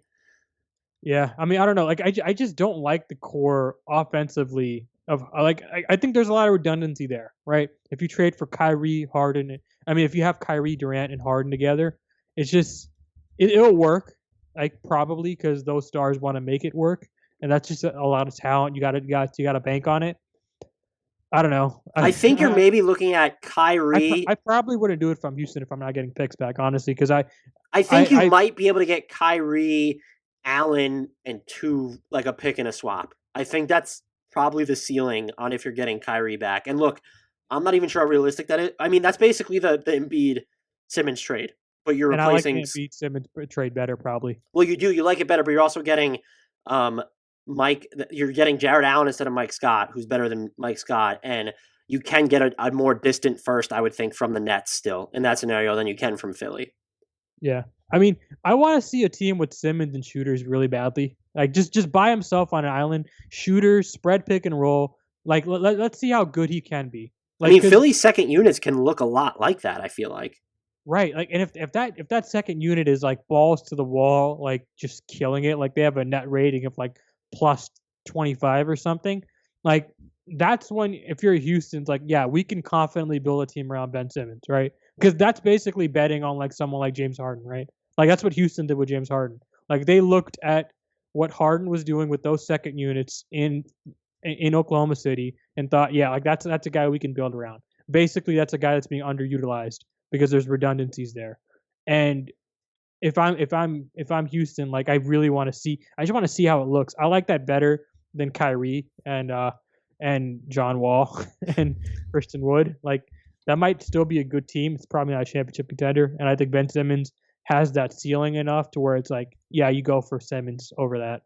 Well, look, Salman, I didn't expect to go almost 2 hours with you, and the fact that there are 2 other team deep dives to come after yours on this podcast, timestamps are going to be important for people. I encourage you to hop around, but this was great. I think we were so much more thorough. I probably came up with too many deals, but we went into the weeds on all of them. We ended up, because we talked about Denver, 2 different scenarios, we came up with 16 different James Harden trades, maybe 17. We were talking about Kyrie framework, 15, 14 different teams involved. If you guys are not following Salman on Twitter, you should remedy that post haste, as I always say. He covers the Houston Rockets for ESPN 97.5. He is the host of the @RedNationHoops podcast.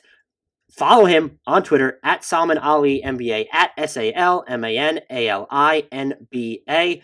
Salman, I think, as you know at this point, I'm going to bother you again eventually, probably to talk about the actual James Harden trade that happened, but it really is always a joy to talk to you, and thank you for giving us so much of your time. Yeah, this was fun. I just want for the Rockets for like 5 minutes, just be less interesting. Just be like a normal team. Like just for like, give me 2 months of you operating like a normal team. Just so I won't get like requests from like Canadian radio stations like at 8 a.m. in the morning. Like that'd be great. Look, that'd be great. Canadian radio stations, they're so friendly though. They are. They're very nice. They're very nice. But I just want to have like a peaceful 2 months. Here's the problem. The quickest way to get a peaceful 2 months would be for them to trade James Harden quickly and then deal with the fallout from there. Because if James Harden's on Houston and we openly know he wants out, like that's not going to be a slow 2 months. You're right. You're probably right.